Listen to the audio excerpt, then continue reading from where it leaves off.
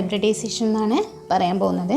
അപ്പോൾ VSEPR തിയറിയും നമ്മൾ നേരത്തെ പറഞ്ഞ ഹൈബ്രിഡൈസേഷൻ തിയറിയും അത് രണ്ടും മിക്സ് ചെയ്തിട്ടാണ് ഇവിടെ പറയാൻ പോകുന്നത്.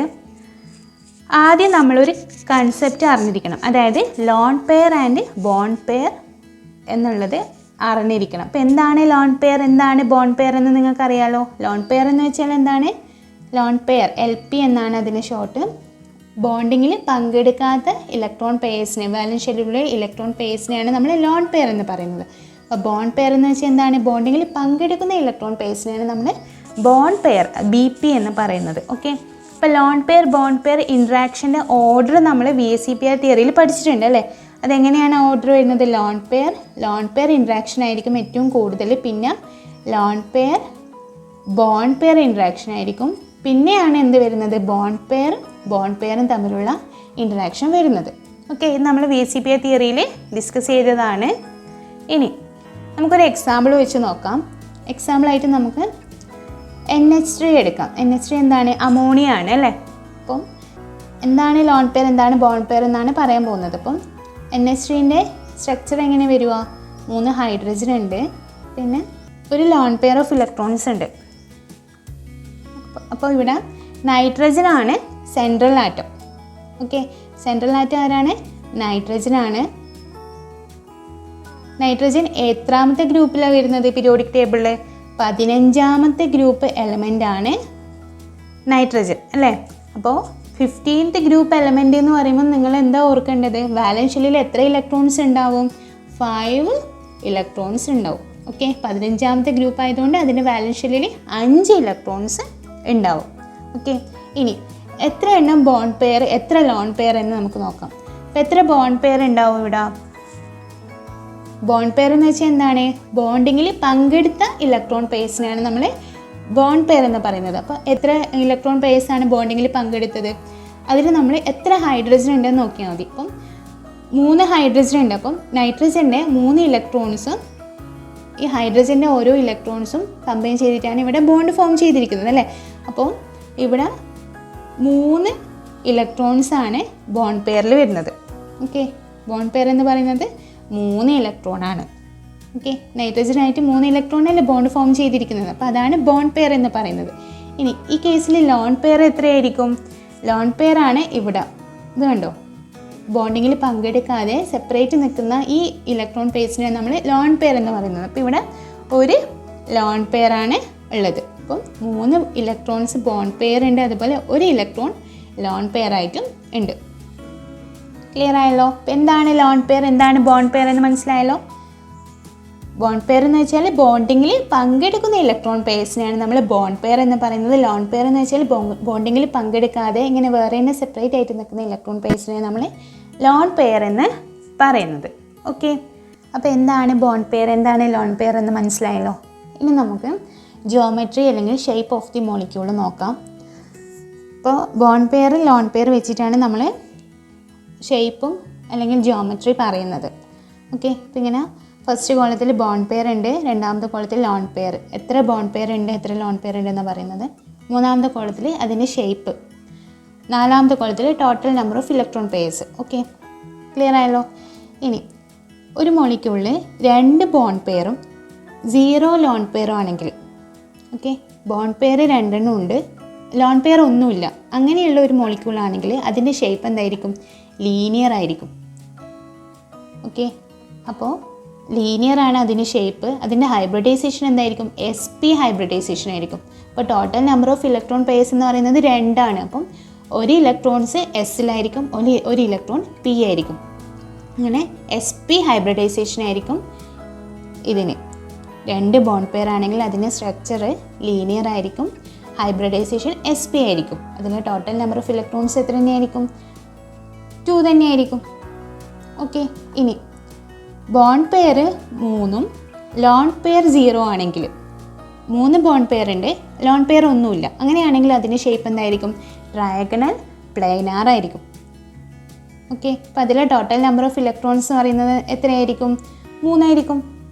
ഇനി 2 ബോണ്ട് പെയറും ഒരു ലോൺ പെയറും ആണെങ്കിൽ അതിൻ്റെ ഷേപ്പ് എന്ന് പറയുന്നത് ബെൻഡ് ഷേപ്പ് ആവാം, അല്ലെങ്കിൽ V ഷേപ്പ് ആയിരിക്കും. അപ്പോൾ ഇവിടെയും ടോട്ടൽ നമ്പർ ഓഫ് ഇലക്ട്രോൺസ് എത്രയാണ്? 2 + 1 എന്ന് പറയുന്നത് 3 തന്നെയാണ്. അപ്പോൾ ഇതിൻ്റെ ഹൈബ്രിഡൈസേഷൻ എന്തായിരിക്കും? sp2 ഹൈബ്രിഡൈസേഷനാണ് ഇവിടെ വരിക. ഒരു എസ്സും 2 പിയും, ടോട്ടൽ എത്ര വരുന്നു? 3 എണ്ണം. ഓക്കെ, അപ്പോൾ sp2 ഹൈബ്രിഡൈസേഷനാണ് ഇവിടെ വരിക.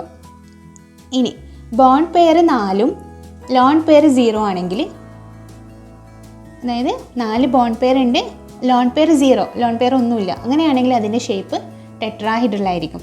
അപ്പോൾ അതിൻ്റെ ടോട്ടൽ നമ്പർ ഓഫ് ഇലക്ട്രോൺസ് എത്രയായിരിക്കും? 4 + 0 എന്ന് പറയുന്നത് 4 ആണ്. ഇനി ബോണ്ട് പെയർ 3ഉം ലോൺ പെയർ 1 ആണെങ്കിൽ, 3 ബോണ്ട് പെയർ ഉണ്ട്, ഒരു ലോൺ പെയറും ആണെങ്കിൽ, നമ്മൾ നേരത്തെ അമോണിയയുടെ കേസ് പറഞ്ഞില്ല, അപ്പോൾ അവിടെ 3 ബോണ്ട് പെയർ ഉണ്ട്, ഒരു ലോൺ പെയറും, അപ്പോൾ അതിൻ്റെ ഷേപ്പ് എന്താണ്? പിരമിഡൽ ഷേപ്പാണ്.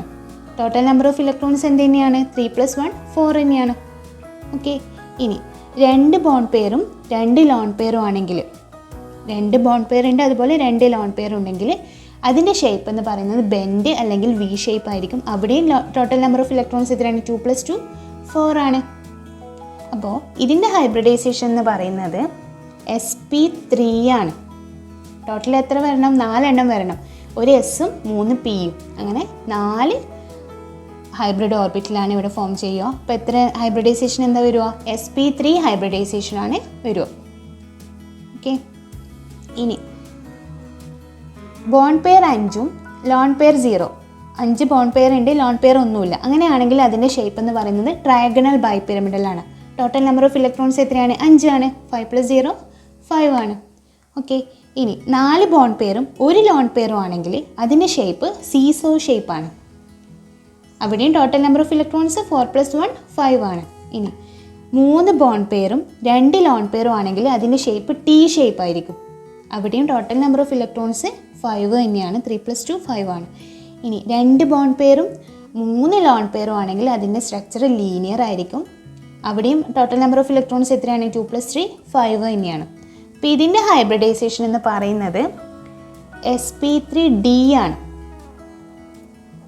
sp3d ആണ് ഇതിൻ്റെ ഹൈബ്രിഡൈസേഷൻ. അപ്പോൾ എത്ര ഹൈബ്രിഡ് ഓർബിറ്റൽസ് ഉണ്ടാവണം? 5 ഹൈബ്രിഡ് ഓർബിറ്റൽസ്, ഒരു എസ്, 3 പി, ഒരു ഡി. ഓക്കെ, അപ്പം 5 ഹൈബ്രിഡ് ഓർബിറ്റൽസ് ഇവിടെയുണ്ട്, അതാണ് ഇതിൻ്റെ ഹൈബ്രിഡൈസേഷൻ sp3d. ഓക്കെ, ഇനി ഇവിടെ നോക്ക്, ഇത് ബോണ്ട് പെയർ ആണ്, ഇത് ലോൺ പെയർ ആണ്, ഇത് ഷേപ്പാണ്, ഇത് number of total electron pairs ആണ്. ഇനി ബോണ്ട് പെയർ 6ഉം ലോൺ പെയർ 0 ആണ്. 6 ബോണ്ട് പെയർ ഉണ്ട്, ലോൺ പെയർ ഒന്നുമില്ല, അങ്ങനെയാണെങ്കിൽ അതിൻ്റെ ഷേപ്പ് എന്തായിരിക്കും? ഒക്ടാഹൈഡ്രൽ ഷേപ്പാണ്. ടോട്ടൽ നമ്പർ ഓഫ് ഇലക്ട്രോൺസ് എന്താണ്? 6 + 0 6 ആണ്. ഇനി 5 ബോണ്ട് പെയറും ഒരു ലോൺ പെയറും ആണെങ്കിൽ അതിൻ്റെ ഷേപ്പ് എന്തായിരിക്കും? സ്ക്വയർ പിരമിഡലായിരിക്കും. അവിടെയും ടോട്ടൽ നമ്പർ ഓഫ് ഇലക്ട്രോൺസ് എന്ത് തന്നെയാണ്? 6 തന്നെയാണ്. ഇനി ബോണ്ട് പെയർ 4ഉം ലോൺ പെയർ 2ഉം ഉണ്ടെങ്കിൽ അതിൻ്റെ ഷേപ്പ് സ്ക്വയർ പ്ലെയിനാർ ആയിരിക്കും. അതിൻ്റെയും ടോട്ടൽ നമ്പർ ഓഫ് ഇലക്ട്രോൺസ് 6 തന്നെയാണ്. അപ്പോൾ ഇതിൻ്റെ ഹൈബ്രിഡൈസേഷൻ എന്തായിരിക്കും? ഇവിടെ എത്ര ഹൈബ്രിഡ് ഓർബിറ്റൽസ് ഉണ്ടാവണം? 6 ഹൈബ്രിഡ് ഓർബിറ്റൽസ് ഉണ്ടാവണം. അപ്പോൾ അതിൻ്റെ ഹൈബ്രിഡൈസേഷൻ എന്ന് പറയുന്നത് sp3d2 ആണ്. ഓക്കെ, അപ്പോൾ ഒരു എസ്, 3 പി, എത്രയായി? 4 ആയില്ലേ? പിന്നെ 2 ഡി, അങ്ങനെ 6 ഹൈബ്രിഡ് ഓർബിറ്റൽസ് ആണ് ഇവിടെ ഉണ്ടാവുക. അപ്പോൾ ഹൈബ്രിഡൈസേഷൻ എന്ന് പറയുന്നത് എന്താണ്? sp3d2 ആണ്. എല്ലാത്തിൻ്റെയാന്ന് പറയുന്നത് കേട്ടോ. ടോട്ടൽ നമ്പർ ഓഫ് ഇലക്ട്രോൺസ് 6 വരുന്നത്. ഓക്കെ, ഇനി ബോണ്ട് പെയർ 7ഉം ലോൺ പെയർ 0, ബോണ്ട് പെയർ 7 ഉണ്ട്, ലോൺ പെയർ ഒന്നുമില്ല, അങ്ങനെയാണെങ്കിൽ അതിൻ്റെ ഷേപ്പ് എന്തായിരിക്കും? പെൻറ്റഗണൽ ബൈപിരമിഡൽ ആയിരിക്കും അതിൻ്റെ shape. Total number of electrons എത്രയാണ്? 7 ആണ്. ഇനി ബോണ്ട് പെയർ 6ഉം ഒരു ലോൺ പെയറും ആണെങ്കിൽ അതിൻ്റെ ഷേപ്പ് എന്തായിരിക്കും? ഡിസ്റ്റോർട്ടഡ് ഒക്ടാഹൈഡ്രൽ ആയിരിക്കും. ഒക്ടാഹൈഡ്രൽ അല്ല, ഡിസ്റ്റോർട്ടഡ് ഒക്ടാഹൈഡ്രൽ ആയിരിക്കും അതിൻ്റെ shape. Total number of electrons എത്രയാണ്? 6 + 1 7 ആണ്. അപ്പോൾ ഇതിൻ്റെ ഹൈബ്രിഡൈസേഷൻ എന്ന് പറയുന്നത് sp3d3 ആണ്. അപ്പോൾ ഇവിടെ എത്ര ഹൈബ്രിഡ് ഓർബിറ്റൽസ് ഉണ്ടാവണം? 7 ഹൈബ്രിഡ് ഓർബിറ്റൽസ് ഉണ്ടാവണം. ഒരു S, 3 P, 3 D. Okay, clear ആയല്ലോ? അപ്പോൾ ഈ കോളം കംപ്ലീറ്റ് പഠിച്ചാൽ തന്നെ എൻട്രൻസ് ഒക്കെ എഴുതുന്ന കുട്ടികൾക്ക് പെട്ടെന്ന് ഷേപ്പും സ്ട്രക്ചറൊക്കെ ചോദിച്ചു കഴിഞ്ഞാൽ നിങ്ങൾക്ക് പെട്ടെന്ന് എഴുതാൻ പറ്റും. ഓക്കെ, ഇപ്പോൾ ബോർഡ് എക്സാമിന് ചോദിച്ചു കഴിഞ്ഞാൽ ഡയറക്റ്റ് ഇങ്ങനെ എഴുതി വെക്കാൻ പറ്റില്ല. അത് കണ്ടുപിടിക്കാൻ വേറെ മെത്തേഡ് ഉണ്ട്. ഏത് ഹൈബ്രിഡൈസേഷൻ ആണെന്ന് കണ്ടുപിടിക്കാൻ ആ മെത്തേഡ് വെച്ചിട്ടാണ് നിങ്ങൾ എഴുതേണ്ടത്. ഓക്കെ, ഇപ്പോൾ ക്ലിയർ ആയല്ലോ? ഇത്രയാണ് ഹൈബ്രിഡൈസേഷൻ അതുപോലെ ജിയോമെട്രി ഒക്കെ പറയാനുള്ളത്. അപ്പോൾ എന്താണ് ബോണ്ട് പെയർ, എന്താണ് ലോൺ പെയർ എന്ന് മനസ്സിലായല്ലോ. അപ്പോൾ അത് എത്ര എണ്ണം ഉണ്ട്, അത് ഏതൊക്കെയാണെന്ന് മനസ്സിലായാൽ തന്നെ നമുക്കതിൻ്റെ ഷേപ്പ് അതിൽ നിന്ന് കണ്ടുപിടിക്കാൻ പറ്റും. ഓക്കെ. ബൈ.